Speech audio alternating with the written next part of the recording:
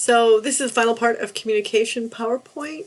So starting on slide 24. So how do you communicate well so that the relationship gets better or improves with age or improves over time? So again, as I said, communication is very important to establish a good and healthy relationship, and communicating about what you want to do, what you like, what you don't like, where you want to go, what the things are that you dislike. You have to be quite honest, and you have to be quite willing to communicate, and you have to listen in a non-judgmental and non-defensive way. Okay, so some of the obstacles. If someone thinks that we can't even talk about sex because that's really, vulgar or not cool, that's an obstacle for communication. Sexuality is not vulgar, it is cool, and you have to be willing to get that other person to open up about it. Be willing to accept that someone might use a term that you find unappealing or vulgar or something like that, and again, no judgment, okay? You have to be able to talk to them about it. Or if you don't like it and you don't want them to use it, maybe talk about how that really isn't something that I enjoy. Can we compromise and do something else? Okay. The thing that I talked about before, when you're in a couple and you've been together for a long time, doesn't mean that the other person can read. You can't read each other's minds. So that is an obstacle, thinking that, well, you should know this by now. No, they're not mind readers. Each other, you're not a mind reader, they're not a mind reader. So you have to be willing to accept that, and that, people don't know each other's thoughts or things. And you have to be able to kind of deal with the way the person communicates. So some people communicate in a lot of different ways. Maybe someone is a verbal communicator. Maybe someone is a physical communicator. Maybe someone communicates by doing nice things, like, you usually do the dishes, now I'm going to do the dishes. Or you usually do the housework, I do the housework. Take note of those things when a person goes out of their comfort zone. Someone who, is not a good cook, and then they go all out and they make a really good meal, and you have to eat it and you have to like it. You have to appreciate the fact that someone did that for you, even though it may not be your favorite thing. The fact that they are communicating that they love you, and that they have done something special for you is important, okay? So if you come home someday and the other person has knocked out a wall or, changed the house in a way that you don't like, you have to first take a deep breath, stop and think, oh, well, they did this so that they could communicate something. Well, what are they trying to communicate? Okay? Or that they've changed up the yard, or they bought you a new puppy, or something that you really didn't anticipate was going to happen. You have to be able to look at it from a trusting point of view and say, what are they trying to show? And usually you'll find that they are really trying to, do something productive, okay?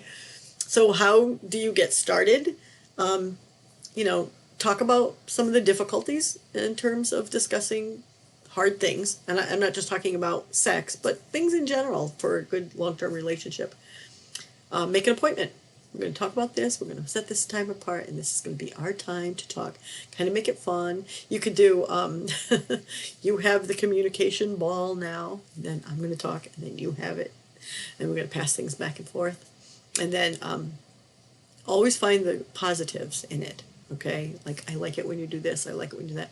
I don't like it when you do this, but we can work it out, okay, kind of thing. So let your partner know that, you have an open mind and you are open to feedback and things like that. Listening is very underrated, and it is a skill that couples need to develop with each other.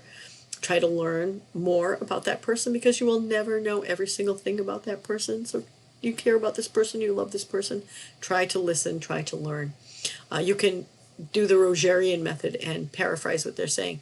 So, am I hearing you correctly when you say this? Does it mean that you're trying to say this?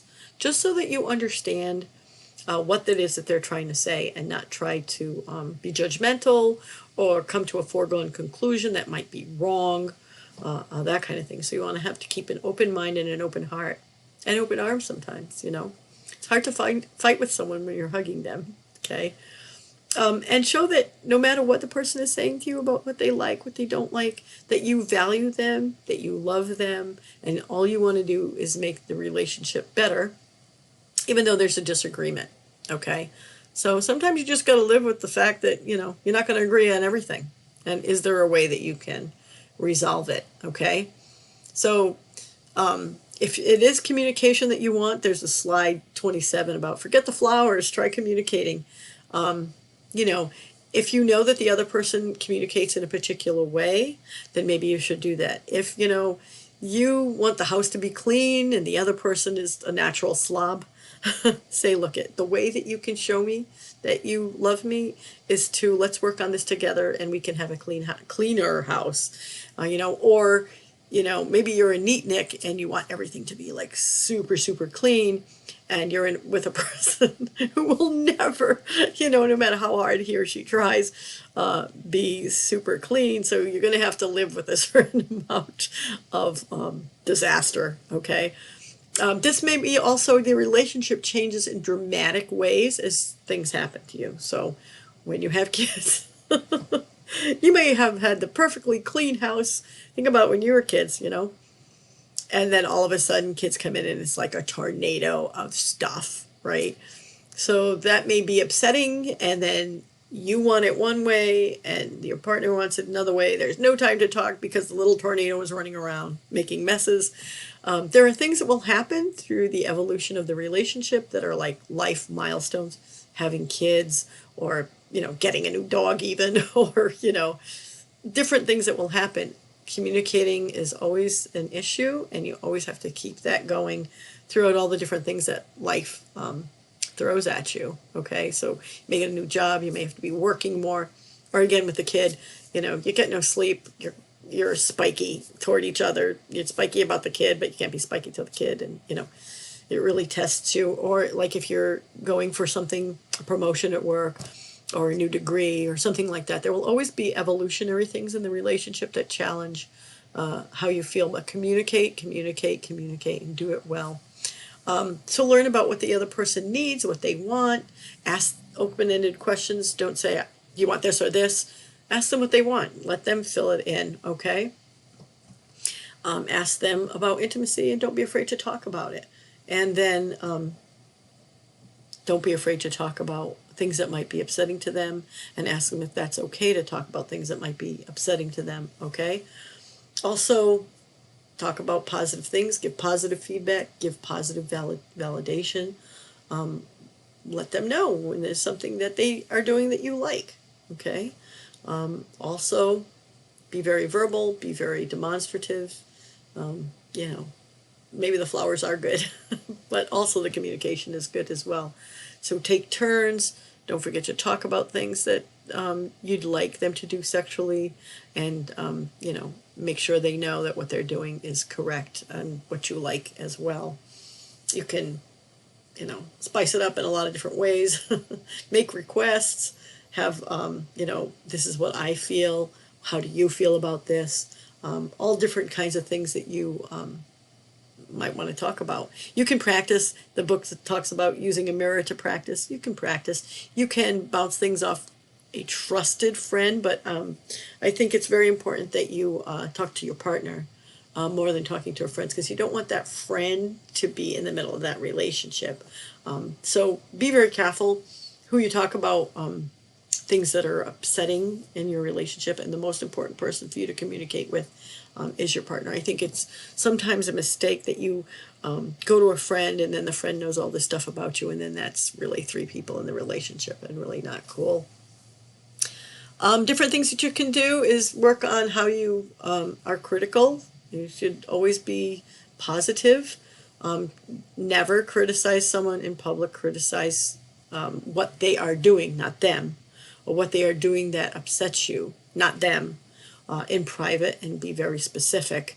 And often talk about maybe alternatives that might be a compromise. Ask them how they feel about it. Don't attack them. Attack what you like or what you don't like, a behavior, not them, because you don't want them to internalize that there's something wrong about them. And you want to be constructive about them. what you like about them, not necessarily the behavior. So you want to be positive, and you want your goal always to be the preservation of the relationship, if that's what you want to preserve the relationship, and to extend communication, helpfulness. So you want to talk about the goals of the relationship, paraphrase, talk, work on problem solving, negotiate, compromise, all of those positives. Maybe exchange different things about, what might work for them, what might work for you, and always compliment their ability to communicate and to compromise, those kinds of things. So when you reach an impasse, and you will, look at how you're going to handle it. Look at things that you can agree on, that you can't agree on. Accept that there are differences in the relationship, and accept that, nobody's perfect. Everybody makes mistakes. Everybody has things that, they want to do. And the key is to, what is it that we can live with for the rest of our relationship? How can we be satisfied? How can we help each other? And if you can master that, then you're home free. Okay, so that's the end of that PowerPoint. We'll continue next week with different ones. So anything you need, reach out, communicate, text, call, email. It's a great day to be a dragon.